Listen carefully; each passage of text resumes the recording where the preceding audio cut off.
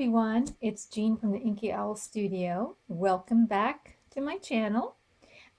This is a two-part series this is the second part, excuse me, of a two-part series I'm doing on what I'm calling One Creative Process, or How I Birth a Journal. And basically I'm just exploring what it is that I kind of go through to get to begin making the journal. This is less about the physical construction, which is going to come later, but these two parts is more about the creative process, I guess you would say. I'm going to link up here the first part because it kind of explains a little bit more of the reasoning behind why I'm doing this. And it also gives you the first half of this process I've gone through. I did want to say that what you're going to see following this and what you saw last time was all pre-recorded. I sat down and I just simply went through and talked about how I was getting this particular journal together, the one that I'm going to be doing next. And I wasn't really sure that I was even going to publish it. I just wanted to experiment and see what would surface. And I was pleasantly surprised when I went back about 3 or 4 days later to edit it, that I just discovered so much. And it was an excellent exercise. So I'm going to recommend you that you do this.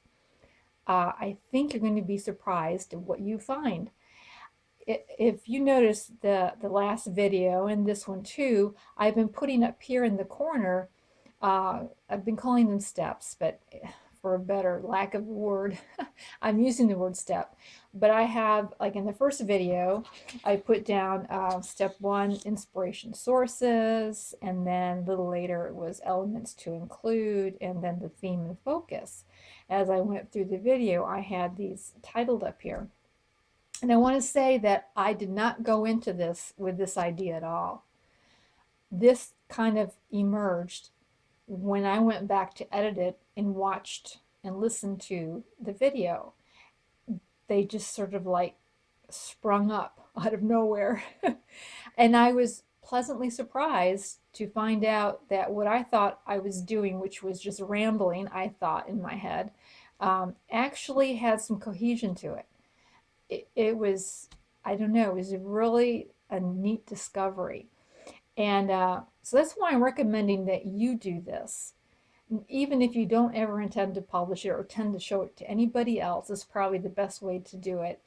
And just talk through your project that you're working on, how you came about to do it, and what you're, just the whole process that you're using before you even begin constructing the project. What was all of that before that? And I think, you record it, let it rest for 2 or 3 days and go back. I think you're going to be surprised to find some things. And for me, this has been really useful to see that what feels like so random and so unorganized and chaotic actually has a little bit of cohesion to it. Even though there's a lot of the other serendipity, I will probably change up how I do it every time, but this really did help me. And so I just wanted to put that out here before we get started on the part 2.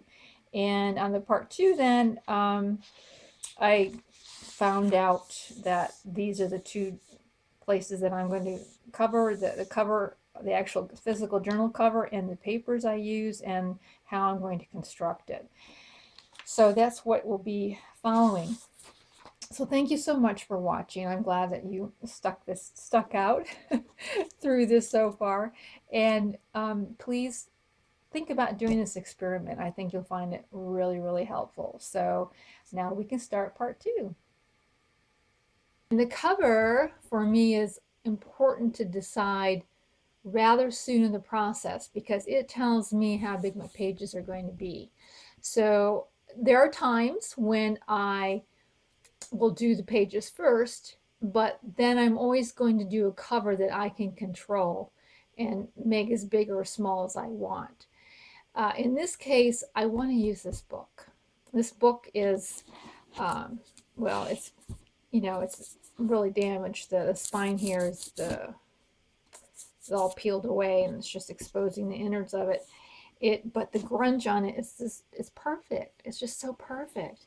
You know, I've gone over it with a wet cloth, but it is, I love it. And it's what I am looking for. And I don't have that much to do to grunge it up at all. It's an old Jane Eyre book.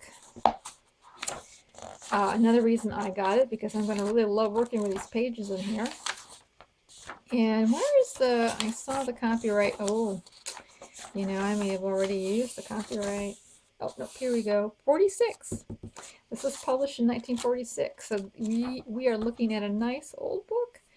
And so I'm going to use this then as the cover. And I will have to put on, of course, a new spine because this one is shot. And so I rescued this book from Distinction, actually.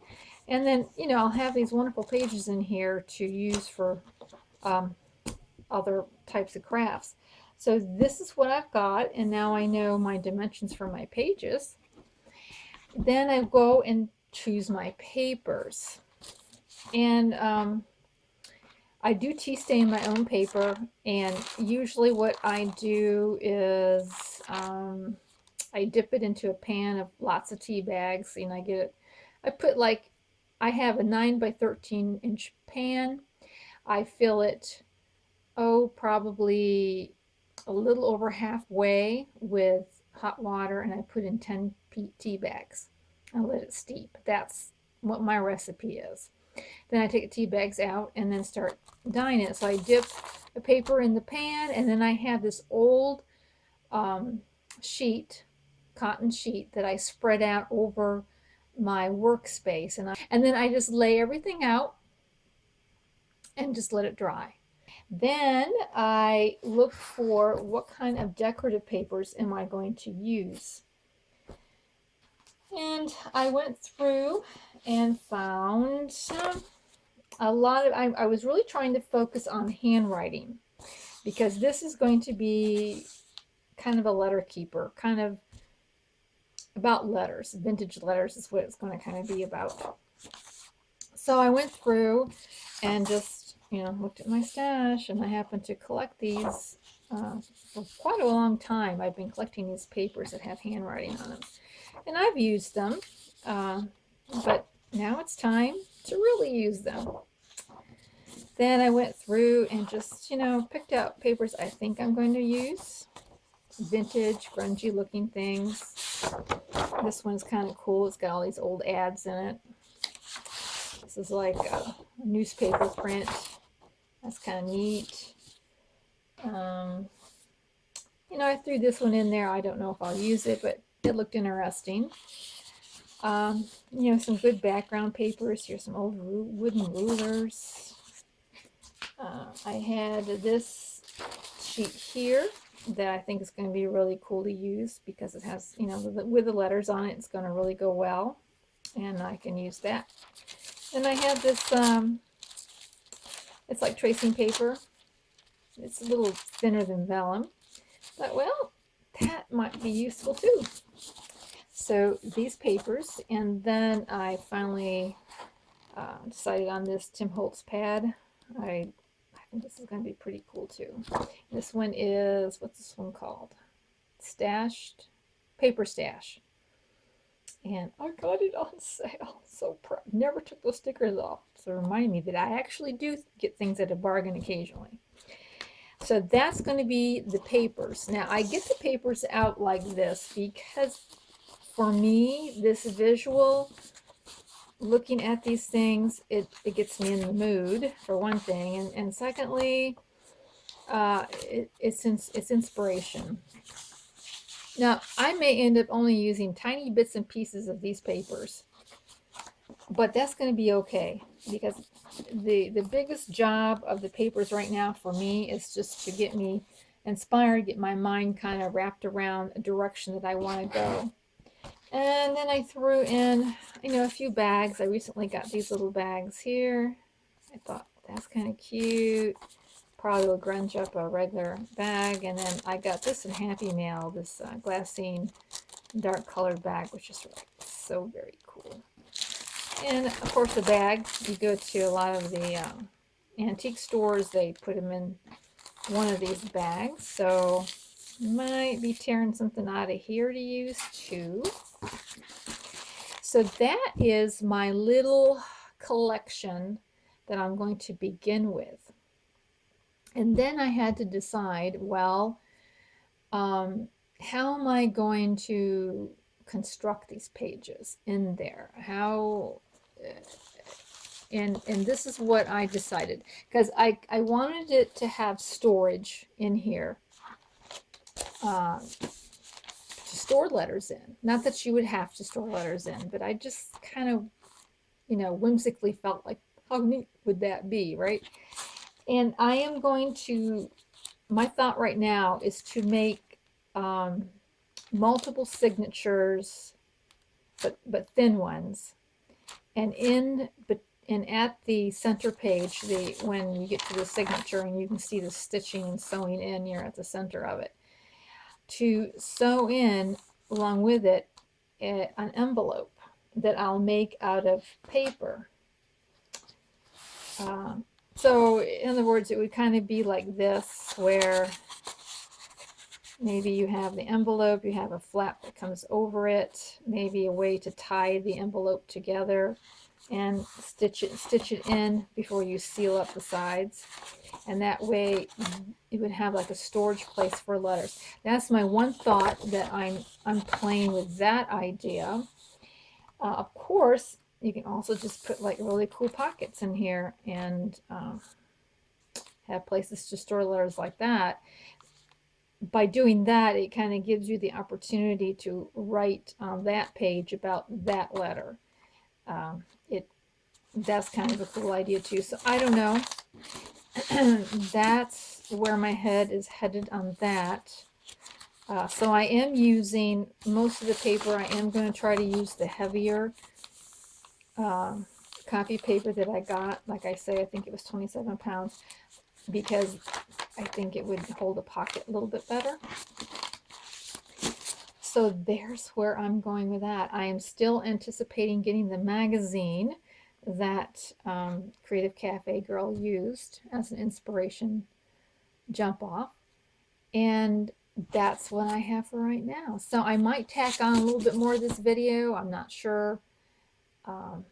But I'm going to stop here and think some more.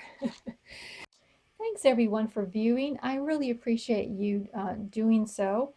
And I hope it does help you in some way. If you do try this experiment, please let me know. I would like to know what other people's experience is. And recording yourself and trying to find out if there's something new you can learn from it. And you can comment here on part 2 if you do that. And I so appreciate and thank you so much for all the comments on part 1. I really wasn't sure if this was going to be of any interest to anybody, but I'm glad it was, and I'm just really thankful for it. And so the next video that I will be doing, I'll be actually doing some actual construction of the journal itself and be putting it together. So thanks again, and you have a crafty day. Bye.